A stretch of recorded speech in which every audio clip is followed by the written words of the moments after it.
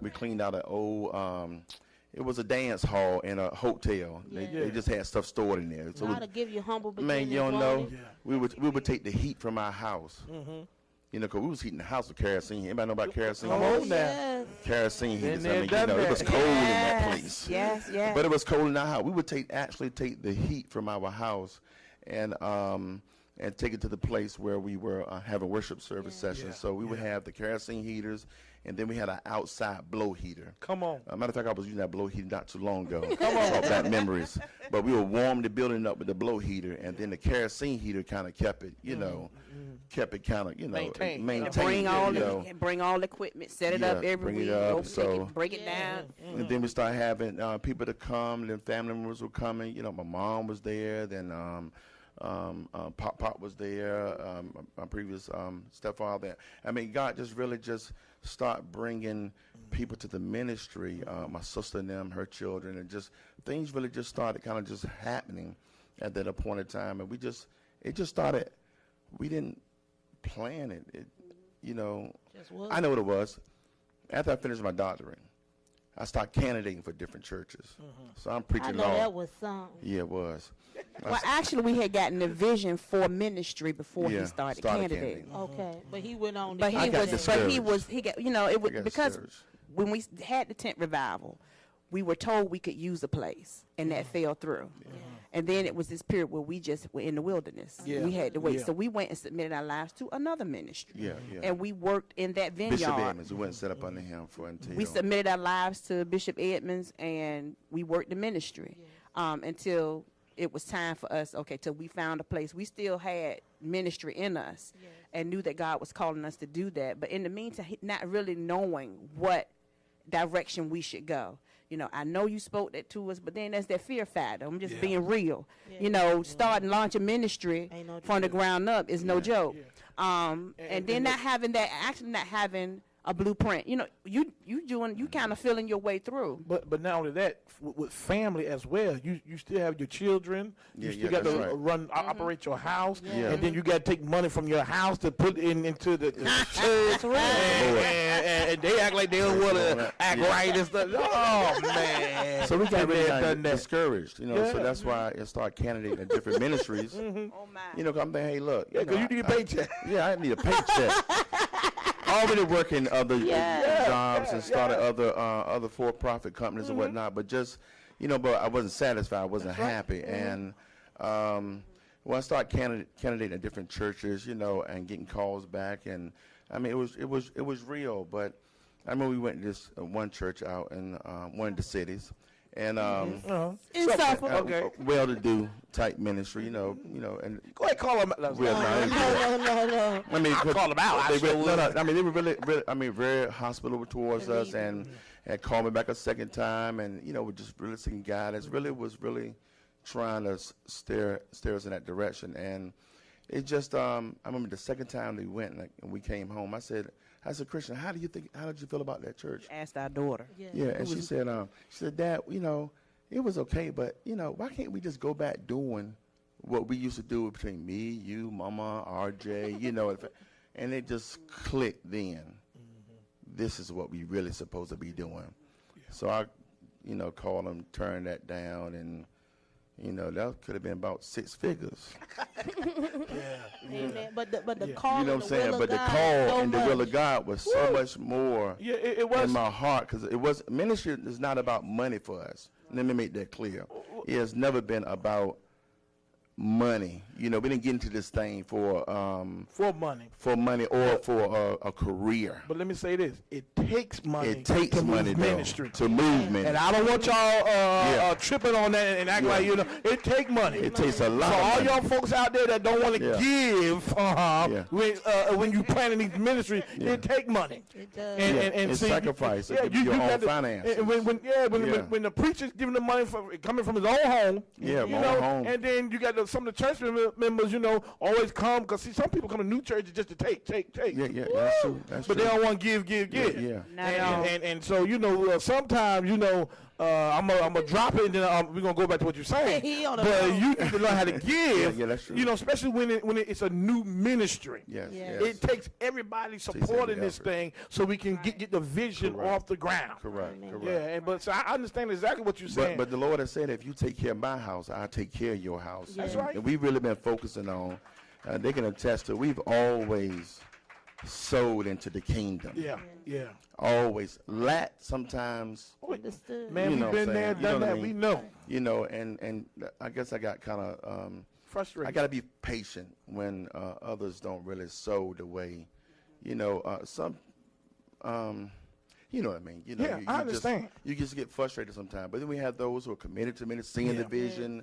You know, that's how we were able to come into this place, all Which is a behind beautiful It's a beautiful place, and support. and it's nice and clean, and it smells good, and you don't see the little critters running across the floor. You know. But family members and partners and people getting in the trenches working, and you know, has really made this thing happen from day one. Yeah, it's just that when we see critters in the other place. Yeah. We see little Mice. mouse He be running around. preaching.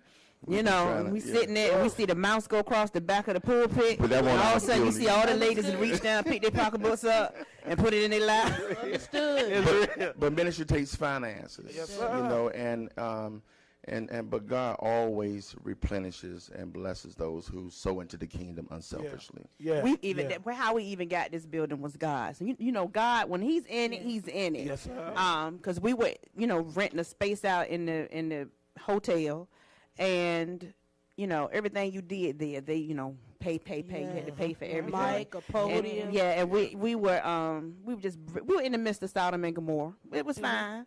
Where we were, it was ministry. Yeah. They wanted to come in and have another function where we were having Party. service. Go ahead, tell Yeah, it they like did. it is. They wanted to have a baby shower.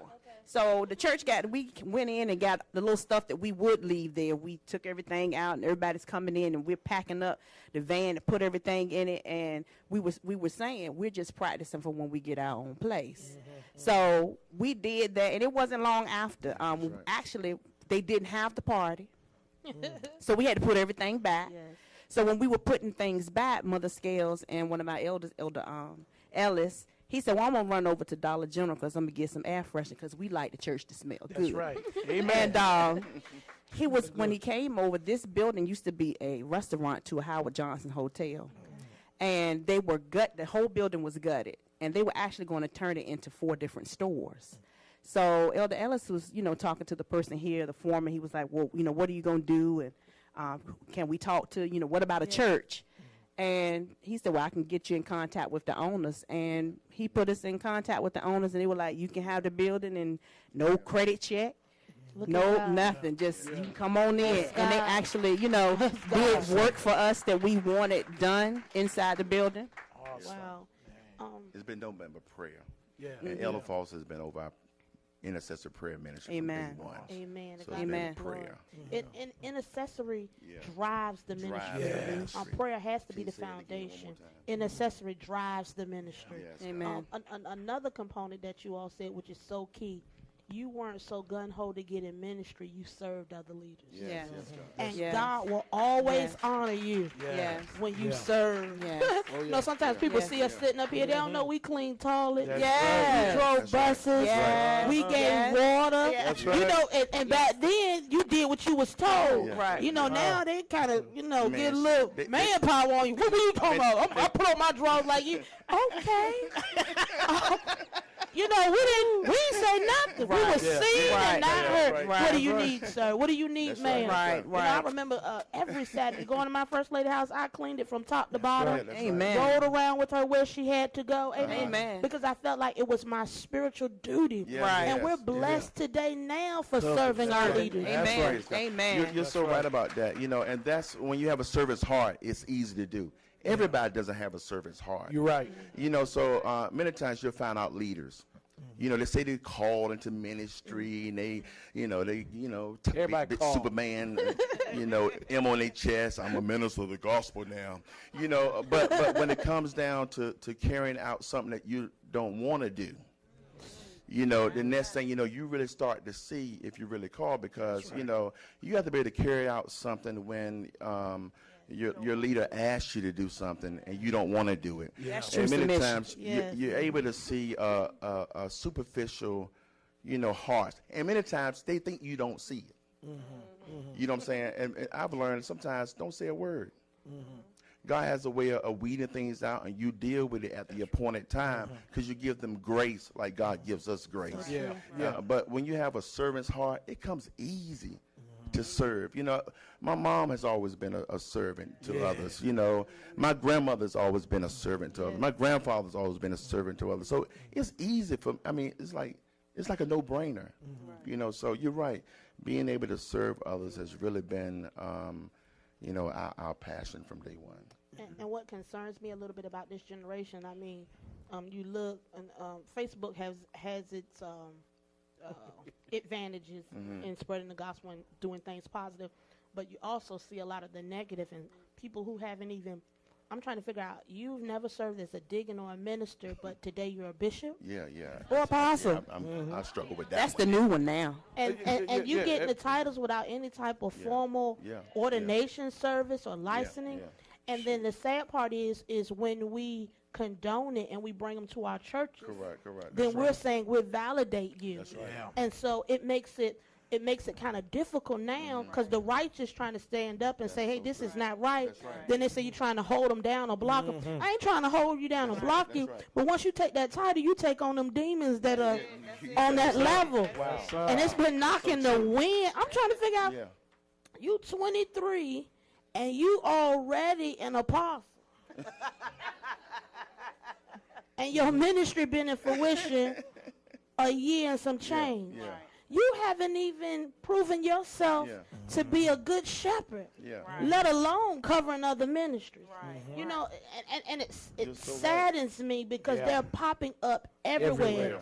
And once you have the authentic, you do get the counterfeits, but it's so disheartening, because us as leaders have to, we're caught in the hard place, and I'll tell you quick, God ain't called you to that.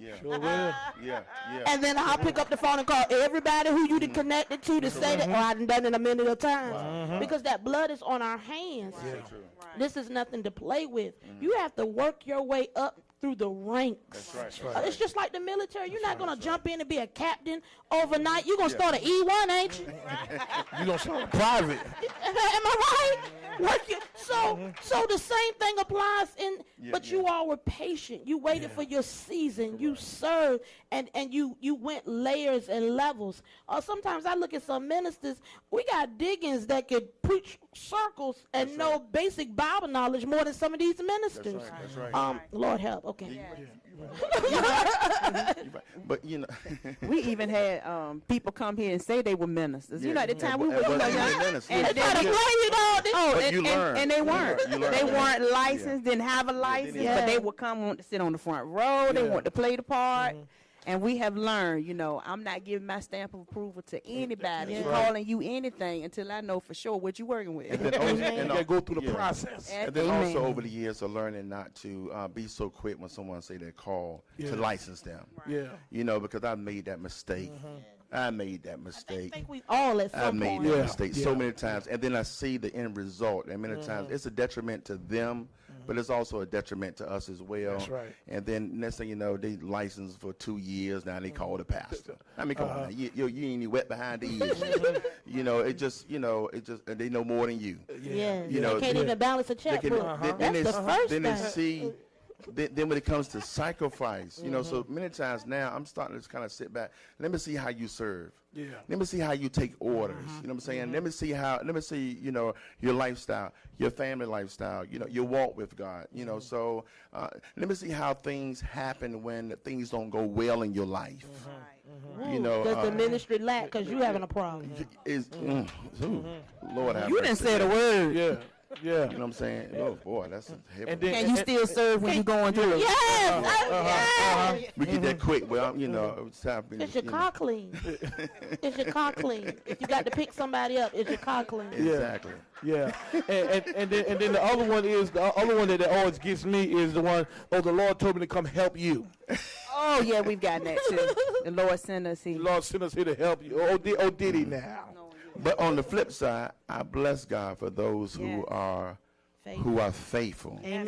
Yeah. Those partners who are faithful in serving it. Because everybody's not that way. No, you're right. You know, you're right. so those who stay in the trenches with you when you going through storms and trials and tribulations. And that's when you really know that you know when you have true people of God, those who don't mind, you know, cleaning the toilets or, you know, staying back after church, making sure that things are in order, you know, getting out here early. So we really bless God for the many of those who are faithful to ministry. You know, we wouldn't be able to do what we do if it wasn't for our faithful partners, those who really here Sunday or week after week, you know, Sunday after Sunday. And this has really been a blessing all the way around. Amen. For those But who starting do, so. out, that's when you hit a lot of that Yeah. novice Yeah. bumps, and that's what we were dealing with. Yeah. Starting- Yeah. You anybody first starting, people gonna influx. They're gonna come Oh, yeah. because, Yeah. and then you have opportunists. Correct. They Yeah. feel like they can that's find them a place, but the wheat and tare grow together, and then Correct, God correct. does the separating. That's so true. And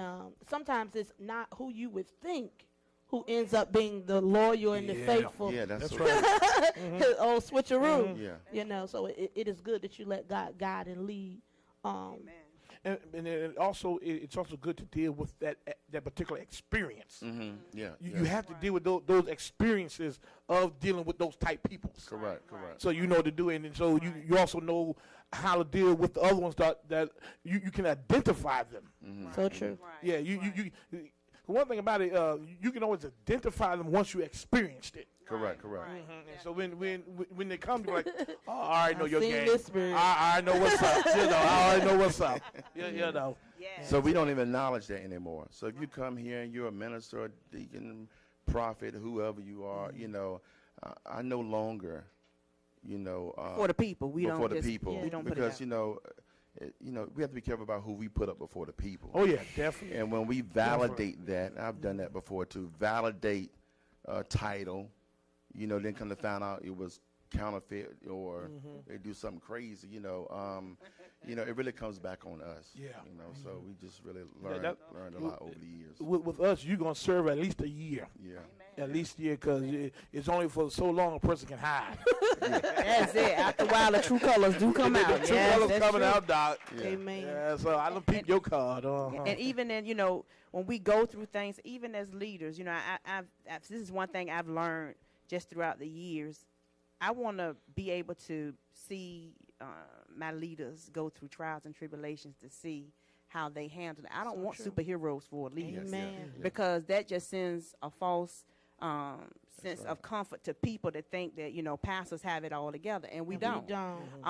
Or that, you know, we're superheroes and we, you know, dot every I and cross every T, and we don't have struggles and we don't have hardships. But the comfort that I have is that when we do go through those things, the persons who are here, who go through it with you, and they still stand with you. Amen. It's a I blessing. bless God Yeah. for the ones who stand with you, because that proves. Because a lot of times, things that we go through as leaders, it's not just about us. It's God proving to the congregation or proving to the people that are submitted to them where you really are. So You know, can you stand the storm as well?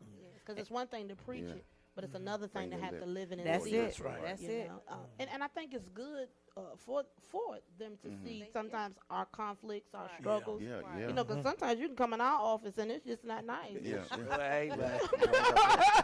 You know, we smiling at everybody. What you say? What you say? Yeah, but matter of fact, we did that last night Sure with did. Sister LaDahlia. I said, I'm going on out here. Go and get the money for my cake. But that level of transparency. Yes. And that's one thing about us, and I know for myself, you know, I'm kind of transparent. You know, I don't need a superhero. I've had enough pastors that were superheroes. And as I was, and I try to extend that same type of environment that,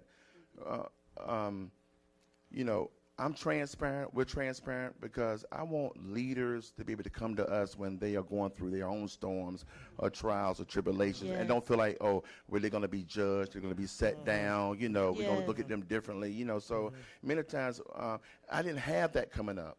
The pastors that, bless God, love my pastors, don't get me wrong, but if you better not go to them about you like women, women is an issue, or what I'm saying. You better not go that you struggling with certain things because they present themselves to be so perfect, and we understand there's only one that's really perfect. So that's why we try to create an atmosphere where they can come and talk about anything. And guess what? Could they know anything and everything about us?